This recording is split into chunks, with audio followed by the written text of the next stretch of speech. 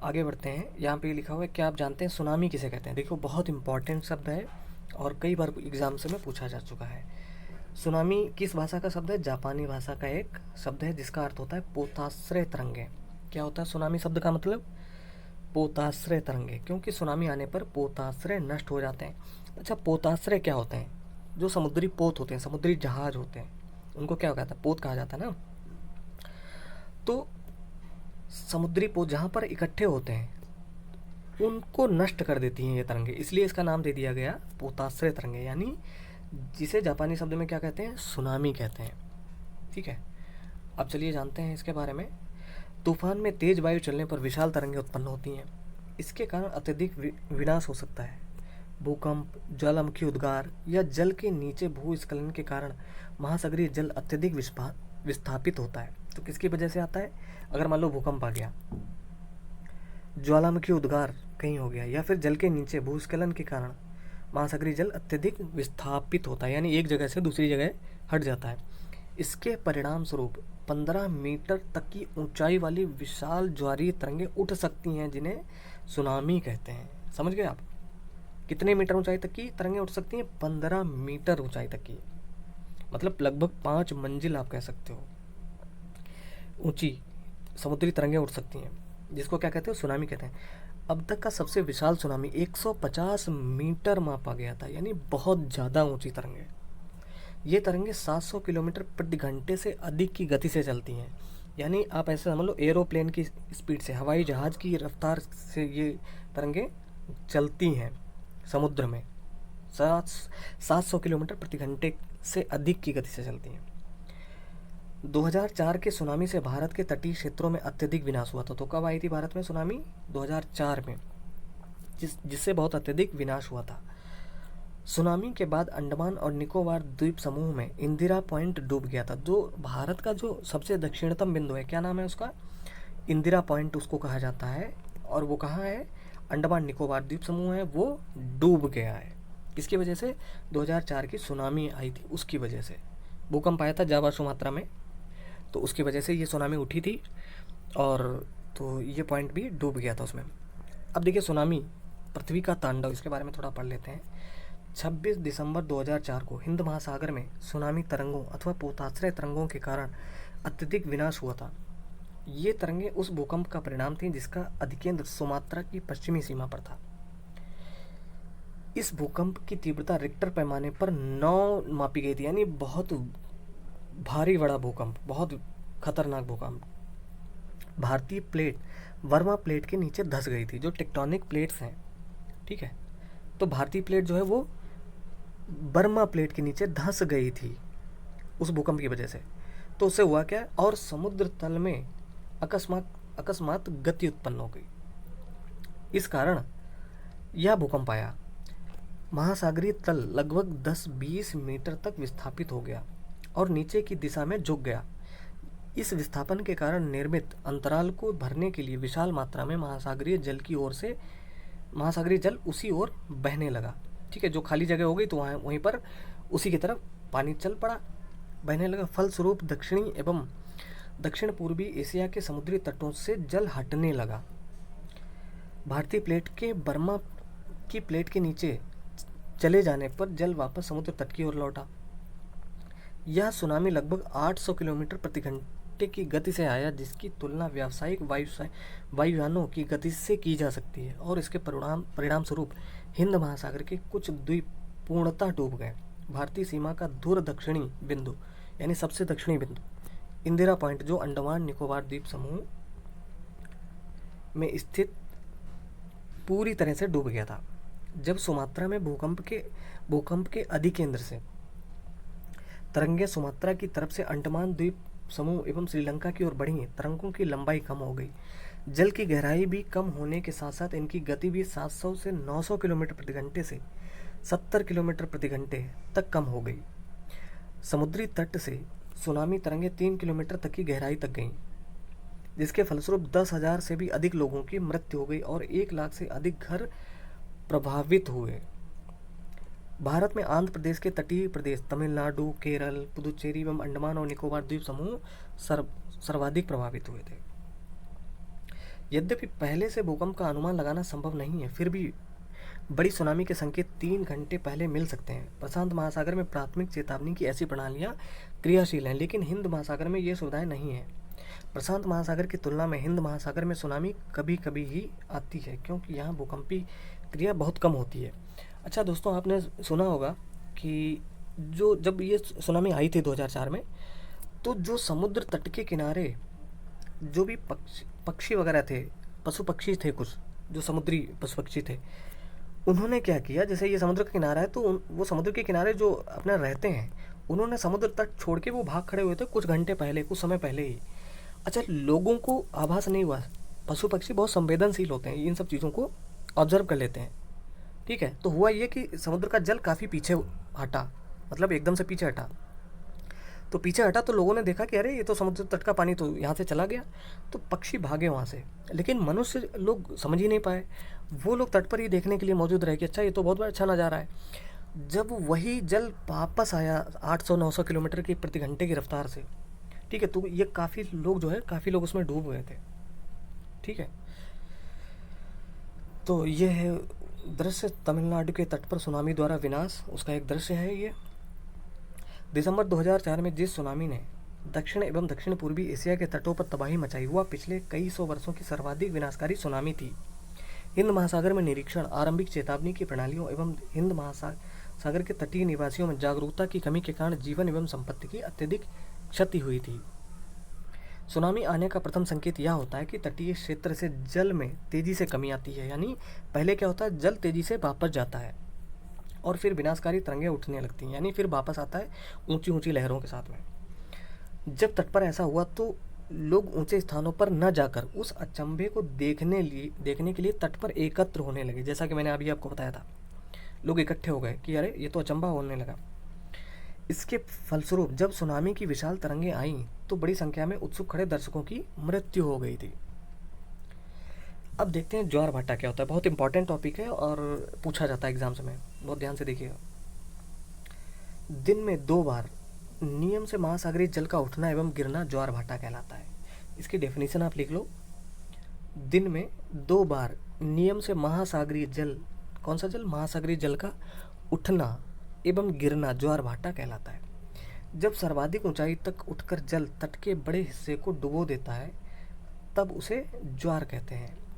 ठीक है, ये भी लिख लो कि जब सर्वाधिक ऊंचाई तक उठकर जल तट के बड़े हिस्से को डुबो देता है तो उसे ज्वार कहते हैं। जब जल अपने निम्नतम स्तर पर आ जाता है एवं तट के पीछे चला जाता है तो उसको भाटा कहते हैं और इस पूरी प्रक्रिया को ज्वार भाटा कहते हैं। ठीक है जी, इसको नोट कर सकते हो आप।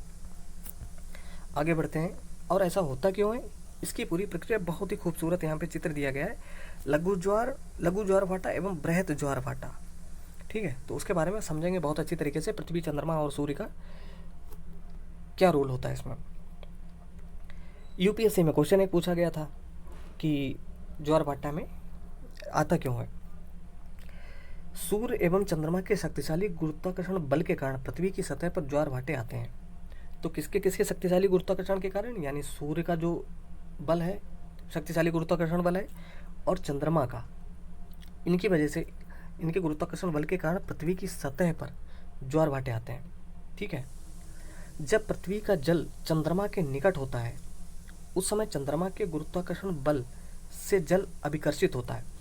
अब जैसे मान लो ये पृथ्वी है, अगर चंद्रमा थोड़ा सा नज़दीक हुआ पृथ्वी के तो क्या हुआ, ये जल जो है, ये चंद्रमा गुरुत्वाकर्षण बल से अपनी ओर खींचेगा तो जल जो है थोड़ा सा ऊपर उठेगा।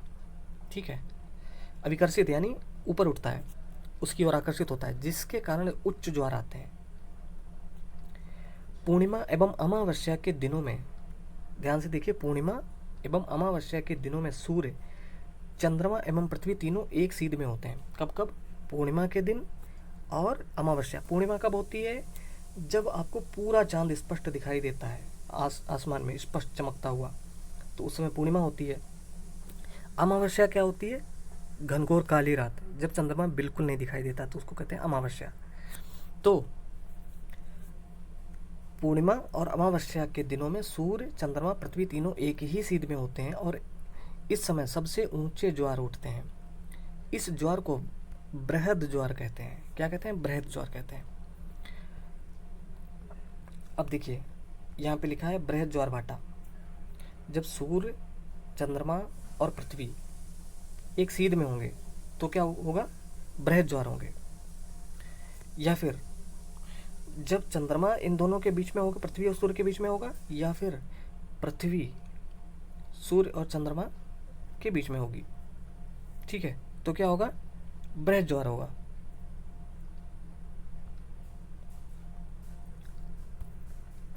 ओके,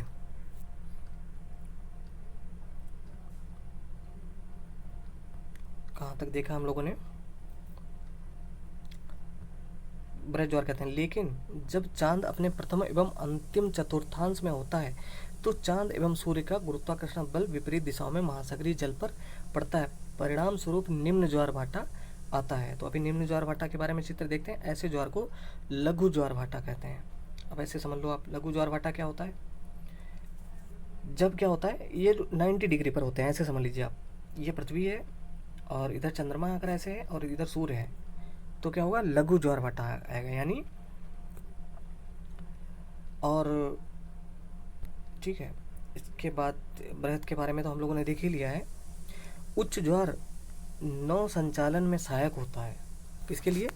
उच्च ज्वार जो है नौ संचालन में सहायक होता है। ये जल स्तर को तट की ऊंचाई तक पहुंचाते हैं।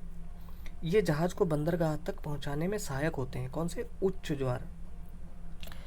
उच्च ज्वार मछली पकड़ने में भी मदद करते हैं। उच्च ज्वार के दौरान अनेक मछलियां तट के निकट आ जाती हैं।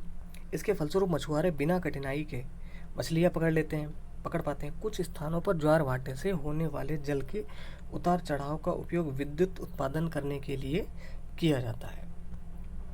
चलिए अब आगे बढ़ते हैं। महासागरीय धाराएं। महासागरीय धाराएं निश्चित दिशा में महासागरीय सतह पर नियमित रूप से बहने वाली जल की धाराएं होती हैं। ठीक है, तो महासागरीय धाराएं क्या होती हैं? निश्चित दिशा में महासागरीय सतह पर नियमित रूप से बहने वाली जल की धाराएं होती हैं। महासागरीय धाराएं गर्म या ठंडी हो सकती हैं। तो गर्म भी हो सकती हैं या और ठंडी भी हो सकती हैं महासागरीय धाराएं। सामान्यतः गर्म महासागरीय धाराएं भूमध्य रेखा के निकट उत्पन्न होती हैं। तो ये बहुत इंपॉर्टेंट फैक्ट है, इसको याद रखिएगा, एग्जाम्स में पूछा जाता है कि भूमध्य रेखा के निकट कौन सी धाराएं उत्पन्न होती हैं? गर्म महासागरीय धाराएं। ठीक है, और आप ऐसे भी याद रख सकते हो क्योंकि जो भूमध्य रेखा के निकट ही सबसे ज़्यादा टेम्परेचर होता है। ये अगर 0 डिग्री है इक्वेटर यानी भूमध्य रेखा, तो इसी के आसपास सबसे ज़्यादा टेम्परेचर भी होता है। सूरज का तापमान भी सबसे ज़्यादा यहीं पर पड़ता है। ठीक है, तो गर्म महासागरीय धाराएं कहाँ पर उत्पन्न होती हैं? भूमध्य रेखा के निकट उत्पन्न होती हैं एवं ध्रुवों की ओर प्रवाहित होती हैं। किसकी तरफ होती हैं प्रवाहित? ध्रुवों की। ध्रुवों यानी उत्तरी ध्रुव और दक्षिणी ध्रुव की ओर। ठीक है, कौन सी? गर्म महासागरीय धाराएं। ठंडी धाराएं ध्रुवों या उच्च अक्षांशों से उष्णकटिबंधीय या निम्न अक्षांशों की ओर प्रवाहित होती हैं। तो ठंडी धाराएं कहाँ से? उच्च अक्षांशों यानी अब जैसे ऐसे समझ लो, उच्च अक्षांश का मतलब क्या हुआ? ये अगर 0 डिग्री अक्षांश है तो इसके ऊपर जितना बढ़ते चले जाएंगे तो वो सब उच्च अक्षांश है। तो वहाँ से निम्न अक्षांशों की ओर प्रवाहित होती हैं। ठीक है, कौन सी? ठंडी धाराएं। और गर्म धाराएं भूमध्य रेखा से ध्रुवों की ओर प्रवाहित होती हैं। ठीक है, तो उल्टा होता है इनमें। अब जैसे देखिए, ठंडी धाराएं ध्रुवों या उच्च अक्षांशों से उष्णकटिबंधीय या निम्न अक्षांशों की ओर प्रवाहित होती हैं। लेब्राडोर महासागरीय धाराएं शीत जल धाराएं होती हैं। तो लेब्राडोर महासागरीय धारा कैसी है? ठंडी जल धाराएं, शीत जल धाराएं होती हैं। जबकि गल्फ स्ट्रीम जल धाराएं गर्म धाराएं हैं। तो ये नोट कर सकते हो आपकी, गल्फ स्ट्रीम कैसी धारा है? गर्म जल धाराएं हैं। लेब्राडोर वो ठंडी जल धारा है। महासागरीय धाराएं किसी क्षेत्र के तापमान को प्रभावित करती हैं। गर्म धाराओं से स्थलीय सतह का तापमान गर्म हो जाता है। जिस स्थान पर गर्म एवं शीत जलधाराएं मिलती हैं वह स्थान विश्व भर में सर्वोत्तम मत्स्यन क्षेत्र माना जाता है। यानी मछली पकड़ने के लिए सबसे सर्वोत्तम स्थान माना जाता है। कहाँ पर? जहाँ पर गर्म जलधारा और शीत जलधाराएं आकर मिलती हैं। जापान के आसपास एवं उत्तरी अमेरिका के पूर्वी तट पर इसके कुछ उदाहरण हैं। ठीक है, कहाँ कहाँ? एक तो जापान के आसपास, इसीलिए जापानी लोग वहाँ पर सबसे ज़्यादा मत्स्यन होता है। और अमेरिका के पूर्वी तट पर। चलिए आगे बढ़ते हैं। ये देखिए, ये चित्र भी है यहाँ पर महासागरीय धाराओं से संबंधित। तो यहाँ पर जो नीले रंग से आप देख रहे हो वो हैं सभी ठंडी धाराएं यानी शीत धारा, और कोष्ण धारा या गर्म जल धारा वो है रेड कलर से। ठीक है, तो अब देखिए, जैसा कि अभी हमने पढ़ा कि जो गर्म जल धारा है वो कहाँ पर उत्पन्न होती है, भूमध्य रेखा के आसपास उत्पन्न होती है और किसी तरफ बहती है, ध्रुवों की ओर बहती है। तो रेड कलर से जितनी भी हैं धाराएं वो सब क्या है, गर्म धाराएं हैं। ठीक है, और ये ऐसे ऐसे जा रही हैं। और जो ठंडी धाराएं ये देखिए यहाँ पर हैं, ये ध्रुवों से उष्णकटिबंध की ओर बढ़ती हैं। जैसे कि ये आप देख सकते हो, ये देख सकते हो आप।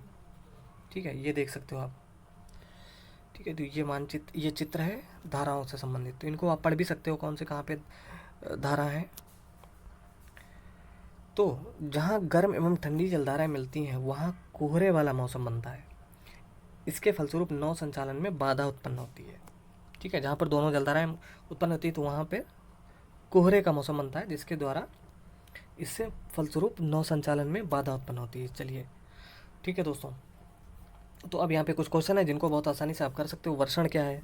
तो पानी जो है वाष्पीकृत होकर बादल बनता है और संघनित होकर जो जल बरसता है उसको वर्षण कहा जाता है। जल चक्र क्या है? जल चक्र पूरा आप समझा सकते हो कि वही बिल्कुल कि पानी, समुद्र का पानी सूर्य के गर्मी के कारण, ताप के कारण वाष्पीकृत होकर बादल का रूप बनता है। ठीक है, और वहाँ से संघनित होकर बरसता है। तो इस पूरे चक्र को क्या कहते हो? वर्षण, मतलब जल चक्र कहते हो इस चक्र को। लहरों की ऊंचाई प्रभावित करने वाले कारक कौन कौन से हैं? ठीक है, महासागरीय जल की गति को प्रभावित करने वाले ये सब हम लोगों ने पढ़ चुके हैं। ज्वार भाटा क्या होता है, महासागरीय धाराएं। अब यहाँ पे कुछ सही गलत, ये बहुविकल्पी क्वेश्चन है। वह प्रक्रम जिसमें जल लगातार अपने स्वरूप को बदलता रहता है और महासागर, वायुमंडल एवं स्थल के बीच चक्कर लगाता रहता है उसको क्या कहते हैं? जल चक्र कहते हैं। तो जल चक्र क्या होता है ये तो आप लिख ही सकते हो वहाँ पर। ठीक है, इसे जल चक्र कहते हैं। सामान्यतः गर्म जलधाराएं उत्पन्न होती हैं कहाँ पर? भूमध्य रेखा के निकट। अभी हम लोगों ने देखा दिन में 2 बार नियम से महासागरीय जल का उठना एवं गिरना क्या कहलाता है? ज्वार भाटा कहलाता है। ठीक है जो, तो ये सब चीज़ें जासूस बनिए और आओ खेलो। ठीक है, तो दोस्तों ये चैप्टर कैसा रहा? उम्मीद है आप लोगों ने इसमें बहुत कुछ इंपॉर्टेंट चीज़ें जानी होंगी, और बहुत जल्द हम अगले चैप्टर में मिलेंगे। तब तक के लिए नमस्कार।